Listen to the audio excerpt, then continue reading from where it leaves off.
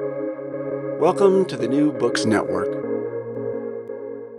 Hello, everyone, and welcome back to New Books in History, a podcast on the New Books Network. I'm Jana Byers, your host, and I'm here today with Adam Zientek, Assistant Professor of History at UC Davis, to talk about his new book, The Thirst for Wine and War, The Intoxication of French Soldiers on the Western Front, out this year, 2024, with McGill Queen's University Press. Hi, Adam, and welcome to the podcast. Hi, Jana. Thank you very much for having me. It's lovely to talk to you in your very early morning. That's right. The fun of being in Europe is that sometimes we get this thing, your day is just beginning and I am closing out mine. So you get nice, invigorating talk. All right. How are things? Are you done with your semester? No, we are actually on the quarter system at UC Davis. So we are in week 8. We go until the middle of June. Oh, good Lord. Yeah, we start late, the end of September, go to the middle of June. That's all right. Well, sterkta, see your way through that. So we're here today to talk about your new book. Did this come from your dissertation? So the original research, at least some of it, came from my dissertation, yes. But I rewrote the entire thing from the ground up, reconceptualized it, and no two words are the same between the dissertation and the book. Oh, good Lord. Okay. Wow. Good work. That's tough, though. That's I'm sure there was good reason for that, but yeah. Well, I wanted to reduce and reconceptualize some of the methodological and theoretical approaches. Right on. That makes sense. Okay. So, how did you pick this topic? How did you come to write this book? Well, that's a great question. I originally came into graduate school intending to study the French-Algerian War. And in about the end of my second year, my advisor told me that if I wanted to be taken seriously as a scholar of this conflict, I would have to learn Arabic. And so I started fishing around for a new dissertation topic in my second year of graduate school. And I was assigned to TA a seldom taught class in military history. And while I had studied the wars of insurgency and counterinsurgency as an undergraduate, I was actually relatively new to the major conflicts of the 20th century. And one of the things that I did to help prep was read a bunch of memoirs, in particular French memoirs of the First World War. And what I noted, both in the case of French memoirs and to a lesser extent in British memoirs from the Western Front, was that there was an enormous amount of drinking going on. And so I started asking basic questions of these sources, such as, isn't this against military law? Mm-hmm. Where is the alcohol coming from? How much are people drinking daily? What role does alcohol play in the lives of soldiers in the trenches? And as I kind of pulled on this string, I found more and more questions that I found to be interesting. Went on a couple of research scouting trips to the National Archives in Kew and to the French military archives outside of Paris. And originally I was intending to write a comparative history, but I found such a wealth of material in the French sources that I decided to focus exclusively on France. Wonderful. That's a great way to come about your dissertation, to find this question that you think is really cool. And then and I was surprised that although in basically every secondary source that deals with the Western Front and the French army, there were offhand mentions of drinking, particularly drinking wine, which the French called pinard. That was the trench slang for the wine that soldiers received. I'd find a page here, a page there. I found an essay from 2006 written by a historian named Francois Cochet, who brought up the question of alcohol consumption. And this was essentially a call for further research. So when I began my research in 2007, it feels like so long ago, it was a relatively fresh topic. Yeah, it makes sense. And which is the other kind of the beauty of it. You want to find something you love enough that you can work on it and live with it, and forever too, because you never escape your first book. Oh. That hasn't been done to death. You don't want, nobody wants their first book to just be an attack of an older historian. That's not fun. Like, there's a lot of process that goes into this. So tell me more about these sources, your trench journals and diaries and what have you. So I used a variety of sources.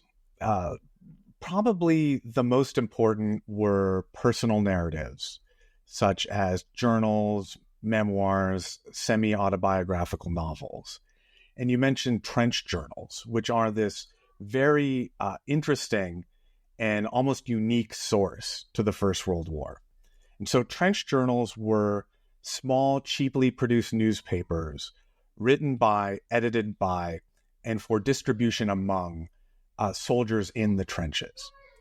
So there are many of these that survived because they were quite popular, although their distribution wasn't particularly wide because the printing runs were relatively small. So they were designed for a given unit. They contain things like poems, short stories, cartoons, all about life in the trenches. So there's just a wealth of information about how people experienced the First World War within this particular corpus of sources. And very frequently, there are poems or stories that revolve around alcohol consumption because it was such a central part of the day-to-day lives of French soldiers. In addition to that, I found some interviews with veterans who talk about alcohol consumption, wine, the experience of battle. I also found many logistical records in the French military archives and communications among commanders, in particular regarding the regulation of alcohol consumption behind the lines. This is one of the key elements of my book, is that there's a kind of bifurcated system in the French army in which the army itself distributes wine rations and sometimes hard alcohol rations to soldiers in the trenches, and then tries to regulate the consumption of alcohol when soldiers are rotated out and go into billets in the rear areas. And so I found posters, I found like memos, all relating to the regulation of the consumption, specifically of distilled alcohol behind the lines. And I also found images, very frequently, particularly from trench journals. The bidon, which is the wine canteen that soldiers carried with them, became effectively a symbol of trench life and the experience of the trenches more generally. So you find it everywhere in these trench journals. It's unusual to find a trench journal or a personal memoir or autobiographical novel that doesn't have wine in it somewhere at least once. Everything about this is so fascinating. Like, first of all, I mean, we know about trench warfare. We know that there were people and they were like billeted in these trenches and they still exist. You can still go to some of them, right? But the idea that there are newspapers for this is already just astounding. Right? Yeah, well, you have to think about how boring it was to be in the trenches. I mean, hours, weeks, months, even years of not doing very much at all, just talking and waiting, interspersed with these moments of acute terror and fear during bombardments and during battles. So the trench journals are not just a French phenomenon either. There are British trench journals. The most famous is called the Wiper Times. The British called Ypres, the city in the northern part of the front, Wipers. And these trench journals are often hilarious, patriotic, sometimes tragic, but very often quite funny. Interesting. Yeah, I can see why you really latched onto these as well. Okay. So from your book, I learned that every French soldier on the Western Front in the Great War received a daily ration of wine. And then I remember that like the Venetian sailors kind of did this. There's some tradition here, yeah. But but it feels like it feels like a slightly different beast that you're talking about. Yes. So alcohol and soldiering have, in the West at least, always gone together, right? Since at least like the Peloponnesian War. But what makes the French case in the First World War different is the size and regularity of alcohol distributions. So the distributions begin, sometime the official ones at least, from centralized stocks in November of 1914, once the trench system essentially has crystallized. Soldiers at first get about a quarter liter per day, maybe a little bit more. So not an excessive amount. But by the end of the war, they're receiving, officially from the Army, 3/4 of a liter, and perhaps a little more. So the goal is to provide soldiers with approximately a liter of wine per day per man. That's a bottle of, that's more than a bottle of wine a day per. Yeah, somewhere around there. Yeah. So it's in October of 1917 that the ration goes from half a liter to 3/4 of a liter. And the ration is the product of a confluence of circumstances in November of 1914. Like, for instance, the wine harvest of that year is a bumper crop. It comes to, I believe, 67 million hectoliters, essentially the second largest wine crop in the modern history of France. So the winemakers find that their chief consumers, men between the ages of 19 and 45 or so, are all at the front. So there's an economic impetus to pressure the army to adopt a wine ration to help relieve this supply problem. And also, the winemakers believe, to essentially train young French men to become wine drinkers for life. Which leads to the second part of this confluence of circumstances, which is the way that the French think about wine at this time, which is not just as a beverage, obviously, and not just as like the national patriotic beverage, but a beverage that has certain unique and powerful biological qualities, right? That it makes the blood redder, it helps oxygen circulate in the body, that it recharges fatigued brains, giving them the kind of nervous energy and power necessary for battle. So there's a kind of biomedical angle to this wine ration, justified by the elite of the French medical establishment, who essentially argue then that the wine ration will serve as a kind of omni-medicine that reverses the negative and degenerative effects that life in the trenches has on the human organism. And then the third confluence is that, again, in late 1914 into early 1915, the French army, for two reasons, one for reasons of national honor and a desire to expel the Germans from France, and two, to relieve pressure on the Eastern Front, plan a series of large offensives. And the idea is that wine will help raise morale amongst soldiers. So the winemakers, the biomedical establishment, and the army all agree towards the end of 1914 that the wine ration is the solution to the problem of morale and health in the trenches. All right, sure. More wine, more health, more patriotism. Right. Right. And quite interestingly, the doctors who support the wine ration also argue that the ration will provide a robust hedge against the spread of alcoholism, which might seem counterintuitive to us, right?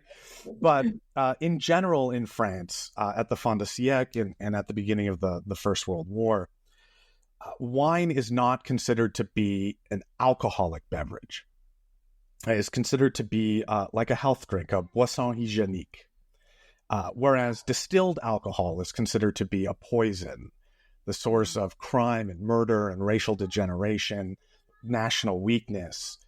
And alcoholism in general, not every French doctor believes this, but in general is thought to be a product of the excessive consumption of the distilled stuff.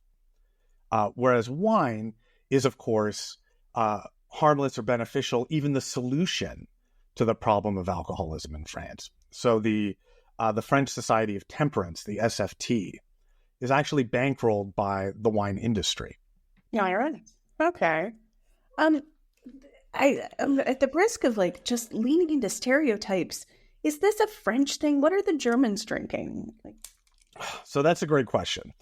The Germans and the British both also have alcohol cultures, drinking cultures in their armies, because the nature of the Western Front, which is to say static, allows for the delivery of provisions in a kind of just-in-time manner that was basically unheard of in military history up until this point. Right, the very trenches that keep the armies captive allows for this logistical umbilical cord that connects the front directly to the rear. The problem for the Germans, of course, is that their national drink is beer. And beer is hard to move. It's heavy. It's low alcohol content. It spoils easily, freezes in the winter. And so it's very difficult to supply soldiers in the trenches with beer. Some German units begin the war with schnapps rations on the books. Mm-hmm. But in my research, most of the drinking that I see taking place in the German army is either what I call extracurricular in the trenches, which is to say people bring up bottles of beer on their own, or bottles of schnapps or brandy. Most of the drinking, though, takes place in the rear areas, where German soldiers are billeted primarily in French and Belgian villages. And these villagers and townspeople who run the cafes and the alcohol shops essentially stay there to provide the German army with alcohol.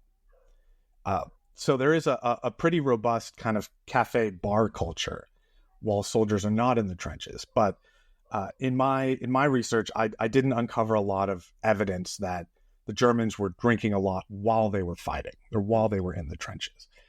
A British army is a little different because the British army establishes early on a rum ration of 1/8 of a gill, which is something I had to look up, right? It's like 2.5 ounces of this overproof Navy rum.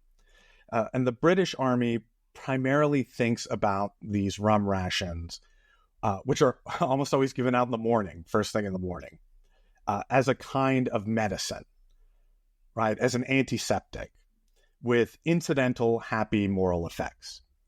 But the rum ration, although it is beloved particularly by British rankers, British officers have a kind of whiskey drinking culture. It is not as regular and systematic as the French system was.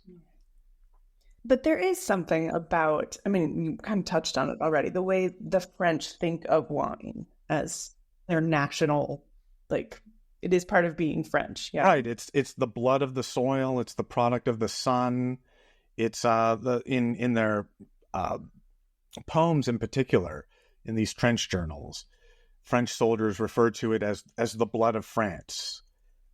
And so part of my argument is that this discourse of blood and this discourse of energy that are associated with wine essentially turn the distributions into a kind of secular sacrament, like a communion, right? Because you can imagine in the trenches, they're 2-3 meters deep, 2 meters or so across. In order to get the wine, when the wine is distributed, everybody's got to line up. So there is the skeleton of a ritual that is easily grafted upon this kind of Catholic discourse of consuming the energizing blood, the redemptive blood of France. Via the biological lifeblood. Yeah, exactly. Yeah. So I understand how this is happening, the really good confluence. There's an attempt, it's also just calories. That's a reliable source of calories that's easy to get to. Some idea about morale. Does this do anything? I'm thinking about, giving tea to English factory laborers or coca leaves to mine workers. Is there something there that they'll be better, braver soldiers? So that's a great question. the way I could answer this is by referring to the kind of the methodology and theoretical approach that I take in the book, which is highly influenced by the history and neurobiology of emotions.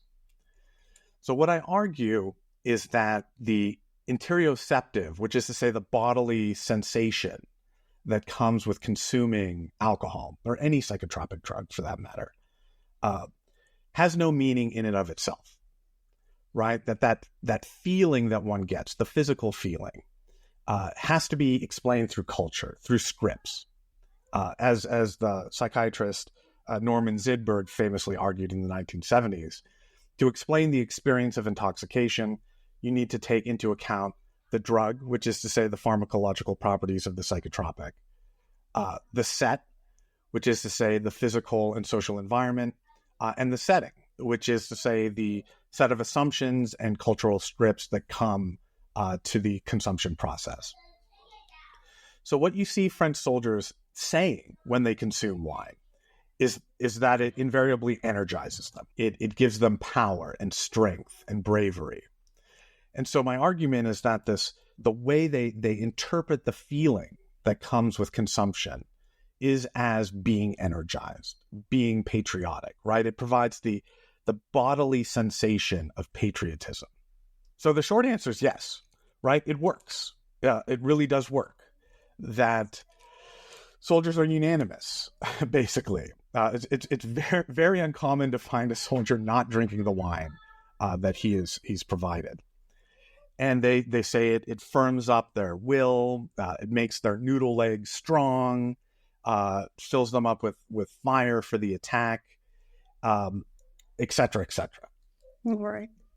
I can't imagine this didn't occasionally go wrong. Great question. Of course, there are disciplinary and some morale problems that are incipient, or that are potentially there in an army that's consuming a lot of alcohol, which is why the army seeks to regulate it for the most part in the rear areas, although it doesn't really regulate the wine market very carefully until after the summer of 1917. Because during the late spring and early summer of 1917, there are a series of mutinies in the French army. Although historians debate whether they should be called mutinies or strikes or demonstrations, essentially what happens is there is a relatively disastrous offensive that is launched by the French army on April 16th of 1917. The Nivelle offensive is what it's typically referred to as in the historiography. And Nivelle, who is this very charismatic commander-in-chief, promises the soldiers that this will be the last push. That he said, I found the solution, which is this new way of using artillery called a rolling barrage or a creeping barrage. And so when French soldiers on the 16th of April go over the trenches into fire and are basically massacred, there is a precipitous drop in morale. And this drop in morale manifests itself in late April. I believe the first mutiny takes place on April 29th. But they really pick up towards the end of May. And what they involve is soldiers who are ordered to go into the trenches on the in the Aisne sector and refuse. So essentially, they mutiny before they could be put in the line of fire. And while these mutinies, and there's somewhere around 120, 130 of them, they affect almost every division that is in this particular sector, although they don't spread to other sectors. Many of the soldiers who are involved, according to voluminous reports in the French military archives, I mean, literally hundreds of reports, are intoxicated with wine. And many of these mutinies begin actually in wine shops, in cafes or in bars. So I found a couple of cases of men who were drinking together in a bar right before their lorries that are supposed to take them up to the trenches where they'll ostensibly launch another offensive or another attack. Commanding officer comes down to gather them up. There's a confrontation. The officer is chased away, and the intoxicated men take to the street, claim their desire for a wide variety of things, depending on the unit. Everything from more leave and better food, an end to wasteful offensives, socialist revolution, world peace, and utopia. But my argument here in this portion of the book is that the French army essentially loses control of this system of social and emotional conditioning that it elaborates over the course of the war up until mid-1917. And soldiers drink instrumentally, purposefully, because drinking, as it is supposed to do, lowers the barrier of fear and tension that prohibits or serves as a point of friction, slowing down interpersonal conflict and violence. So soldiers don't necessarily, get drunk and then in a kind of state of silly intoxication, make a couple of mistakes or go too far. I think what's happening is that soldiers drink on purpose in order to work up the will, lower the barrier of fear and tension that prohibits or prevents mutiny and outright indiscipline. And the strongest evidence of this is that the army, during basically in early June of 1917, so at the height of these mutinies, really cracks down on wine consumption in the rear by closing wine shops, regulating their sales, sending special detachments of military police and gendarme and customs agents to monitor consumption in these wine shops, alcohol shops, and cafes. And once this system of repression of drinking and surveillance of drinking places is put into place, the number of mutinies absolutely craters. So that's not to say there's I can find a direct causal link, but it is this attempt to regain control over soldiers' alcohol consumption is, I argue, an integral part of the process by which the French army reinstates discipline and heals, getting ready for the big offensives of 1918. So we've got wine. Then we see wine and alcohol, wine consumption as this tool that's levied to get soldiers involved in the fighting, to send them over the into no man's land, and then also controlling their consumption to make sure you can harness exactly where you're going to use this drunken energy. Right. The idea is to find a psychotropic and behavioral sweet spot, right? Not too much, the porridge, like not too hot, not too cold, like right in the middle. Just right. Alcohol. Just right. Exactly. Yeah.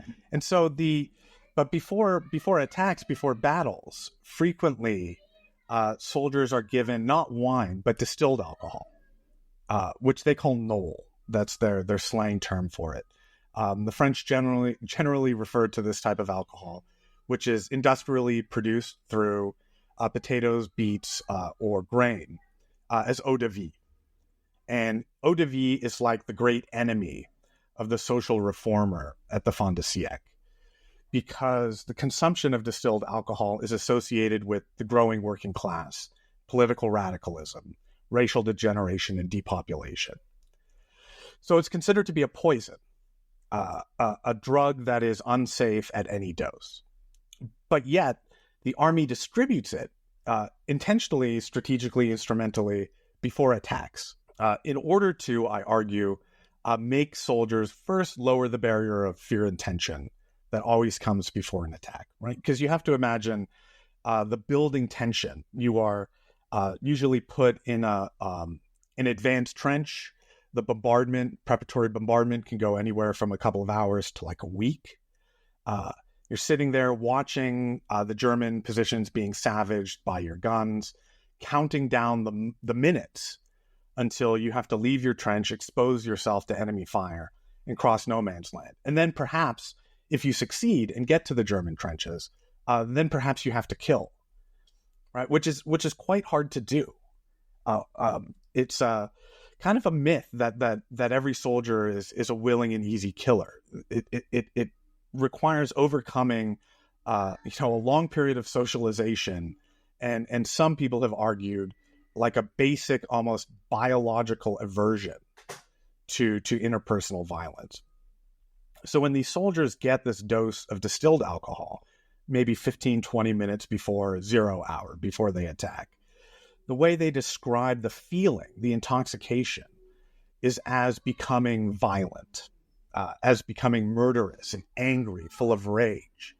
So the same kind of physiological or interoceptive sensations that come with wine are in this context read very differently, right? Not patriotically, but as preparation for extreme violence to come. And soldiers get a relatively healthy amount of this stuff. It's usually high proof, so 100 proof, 120 proof. So it packs a punch. And in interviews, they report getting like 3, 4, 5 ounces all at once. So it's enough to really cause a head change quite quickly. And alcohol also has this very interesting property in that it is biphasic, meaning that while blood alcohol levels are increasing in the drinker, alcohol has primarily a stimulant effect, right? And it increases feelings of vigilance and power, will and enthusiasm. And this happens for the first half hour or so before, after the initial consumption. So by giving out this drink 15, 20 minutes before an attack, it hits like the steepest part of the first part of the biphasic curve, and energizes soldiers, preparing them for the violence to come and giving them a kind of moral distancing mechanism from their behaviors. So they report saying, I was an animal, I wasn't human, I became something else, I became a beast. And this not only like permits the attack to go forward, or at least encourages it, but allows soldiers to kind of salve their consciences regarding what they do when they get to the enemy trenches and find the enemy there. Wow. Yeah, those are really effective scripts. Yeah. Very different. Very different. Yeah. And we don't talk about alcohol that way anymore, right? Alcohol it's like there. I mean, I guess sometimes there's like some discussion of like how tequila is a danger drink or whatever, but for the most part, like all alcohol does the same thing. We have a very different script now. Yeah, we do. And this kind of script that is so important to the French experience of drinking in the first part of the 20th century is the result of French history in the late 19th century, when in particular the phylloxera blight comes over and destroys about a third of all French wine producing vines in the late 1870s and early 1880s, causes a relative plunge in wine production. And so drinkers in France turn to alternatives, to substitutes. And hard alcohol consumption, liquor consumption spikes at the fin de siècle, right at the time that the second industrial revolution is creating more and more working class neighborhoods in cities. Particularly this happens in the industrialized North. Mm-hmm. And so again, the distilled alcohol consumption appears to be a new social problem. And the distilled stuff is coded as incredibly damaging. When you look at temperance literature, particularly temperance literature that has images of the drinker before and after, what strikes the 21st century American is how redolent it is of the war on drugs like methamphetamine. Same sallow, sores on their faces, skinny, sick looking. So the kind of there's a kind of moral panic almost. That's not to say that this increased distilled alcohol consumption didn't come with like real, actual social effects. Mm-hmm. But it is to say that it was viewed as a kind of new invasion that was threatening the biological quality of the French nation. Right. Okay, so World War One, the Great War, does come to an end. Though God knows it lives in memory for quite some time. But what happens with wine consumption? What happens at the end of the war? So at the end of the war, the French state intervenes in the wine market in such a way as to encourage wine consumption.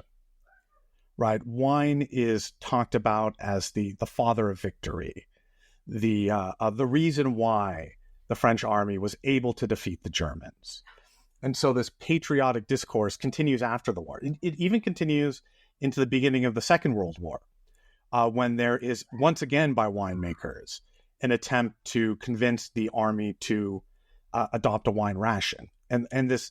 The whole language of the First World War is excavated, right? It's the Boche again, and we have Pinard, and we have to drive out the barbarian and his culture, et cetera, et cetera. But of course, the French army collapses in a matter of weeks, so there's never time for this system to develop. What primarily happens in the Second World War is a transition away from alcohol towards stimulant drugs, amphetamine family drugs, methamphetamine in the German army, amphetamine in the American and British armies. The only army that really drinks a lot in the Second World War is the Red Army. And they drink not only alcohol, lots of vodka, but they drink basically anything they can, like antifreeze and stuff like that. Okay. So yeah, part of the big arc of the argument of my book is that this search to create essentially better soldiers, even super soldiers, through psychotropic interventions in the basic molecular processes of the human body is characteristic of the way that wars are conceived of and fought in the 20th century, right? Which is not surprising, right? Like as soon as the technology exists, the pharmaceutical technology or the medical knowledge, anything that will give your soldier an edge on the battlefield is almost inevitably adopted. Yeah, to whatever end, yeah. Yeah. Yeah. All right. Hey, I've taken up so much of your time already. It's been a great conversation. I feel like we've come to a pretty good stopping point here. I'm thinking about a lot about the Pinard and the idea of like what the Pinard represents and how it's remembered. Yeah, that's maybe that's going to be my takeaway here. But so, what are you doing now? What's next? So that's a good question. I am working on in the very, very early stages of a book about aerial bombardment. Aerial bombardment from basically 1899. I'm picking that year because that's the year of the Hague Conventions that ban aerial bombardment. There's a second Hague Conventions in 1907 also that do the same thing. Up until around 1925 or 1926, when aerial bombardment is used quite frequently in colonial pacification campaigns. And so what I want to do is trace the legal and ethical responses in addition to the actual strategies and theories of air power that are developed over this period of early military aviation, because aerial bombardment is a kind of decisive fact of the 20th and 21st century. And my basic argument, as it's falling out so far, is that from the very beginning, aerial bombardment is envisioned as a strategic weapon of terror, that its primary purpose is to bomb civilian centers. There is, in strategic bombing, there's essentially three types of what are called nerve centers. There's munitions factories and plants, there's transportation and communication infrastructure, and then there's built-up civilian areas. The thing is, it's very hard, especially in World War I and World War II, to actually hit targets when you're bombing. But it's easy to hit cities because they're big. So I'm interested primarily then in the development of air power theory, the legal, ethical, and moral responses to it. Okay, kind of a slightly different kind of angle than before. So? Yeah, slightly different, but I wanted to stay First World War adjacent, and I wanted to write about something that I both found was interesting, that there was a relatively shallow historiography of, at least early military aviation and bombing, and something that I think is almost inherently interesting. And I like aircraft. Well, I'm kind of a nerd for them because, basically, if it's not beautiful, it can't fly. Yeah, that's the language of a plane nerd. Cool. All right, I can go with that. Yeah, I'm excited. I'm going to try and visit the National Archives in Kew over the summer and get started with my archival work. And hopefully I'll have a paper or two ready this time next year. Excellent. That's great news. And this part is so exciting, conceiving of the book, early research. Yeah, it is exciting. It is exciting.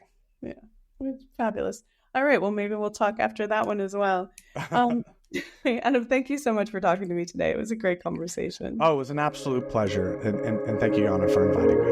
All right, ciao.